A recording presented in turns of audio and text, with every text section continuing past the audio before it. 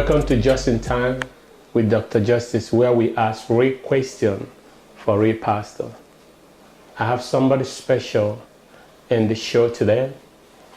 I don't know what is in her mind, but I will let her tell me what is in her mind. I'm going to introduce the person. It's Naima Hill. Welcome to the show. Thank you, Dr. Justice. Yes. Thank you so much for having me. I came here today because I want to keep it real.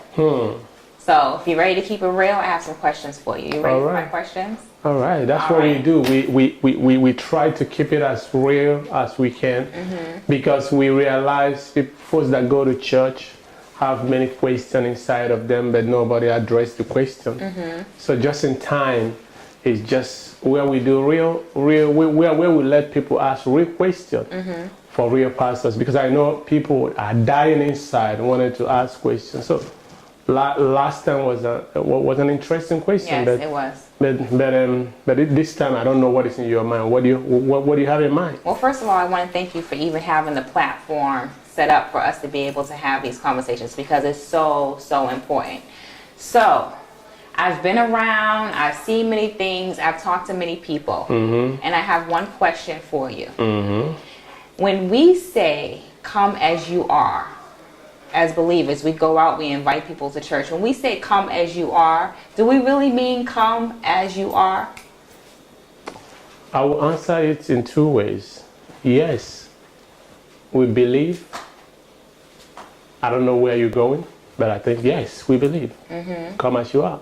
Okay, I'm glad you said I don't know where you're going, because I am going somewhere. Okay. So I have a friend, someone that I know, someone that I've gotten to know over time, and she happens to have a job description that many of us may look down upon. She is a female stripper. Wow. Yes. Okay. Yes, she's a female stripper. You know, it's a taboo in the church mentioning something like that. Everything have to be careful on saying. But I'm glad that you're bold enough to. I'm bold enough to say it because I feel like we're in a time where we have to accept people where they are at any point in their life. So I know her. I have invited her to church. I have invited her to different events and things like that.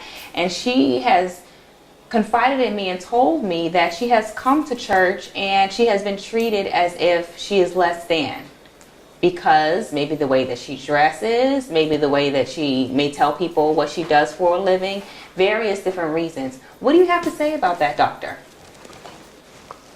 You know, I cannot endorse anything, but I just want us to keep it real a little bit. Yes. This is a person that getting to know God, want to know who God is, want to come to church to get to find her way. I think it's where we have to be careful and welcome people the way they are, because God is the one that changed people. And we're looking for souls. We are looking for people to get to know God. Many people grow up in a different ways. So because of the way they grow up, I think that's when the love of Christ is supposed to manifest. I think the love of Christ is necessary to manifest at that particular moment. So do you feel like she holds some of the responsibility in those situations when she comes to church and she may have on a mini skirt or her stomach out? Does she hold any responsibility as a new believer when she comes to church that way?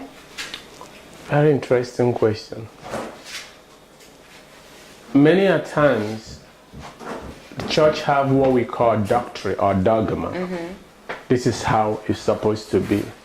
But it takes a long time. It takes years for people to adjust on what they know. And how people grow up is important for them. So adjusting on what you know. So to answer your question, it takes time. It takes time for people to adjust into this new forum, this new thing they are pursuing in God. Right. And what do you have to say to the people, the seasoned believers that are in the church, that are not being welcoming, making her feel uncomfortable, even saying some things to her that may be negative and discouraging. What do you have to say to those people? What I have to say is there is what we call, people are ignorant. People are ignorant, both believers and leaders in the church can be ignorant. So as a pastor, I think these people need to be taught well. You need to taught people, you need to teach people how to treat people, because we are not the same. We grew up in a different background. Many of us know one particular thing. Because of what you know, you act the way based on what you know. Right. So what I'm saying in that area is they need to be educated, because Jesus is, you change people by love. Right. So you have to show them love. You have to show them kindness. Because when you show people love, love is a powerful thing. Love is a universal language. So when you want to get somebody to come to your side, you gotta make them trust you. That's important. When they trust you, they can transit on whatever you want them to do. Yes, I absolutely agree. Love is the answer, and it covers a multitude of sins. Dr. Justice, thank you so much for answering these questions. I know people out there are wondering and they want to hear, and thank you for giving us the solution to the things that we've been thinking about. Thank you so much. You know, you're watching today. All our show based on one thing: love. Why we are doing that, why we are doing this real question for real pastor, is to say to you, if you can show somebody love, you can do a lot. Love can open a door that I've shut for a long time. You're a pastor listening to me. You're a church member listening to me. I just ask you to take a moment and show somebody love. When you accepted Jesus, or when you become a Christian, somebody showed you love. All our backgrounds are different. What we do is different. Some come through drinking, some come through smoking, some come through street club, like you said, some come in diverse ways. But you know what? We come differently, but we only looking for one thing: love. And you know who love is? Love is Jesus. So I hope that these have done a lot to you, that you will share this message and spread this love. Thank you again for listening.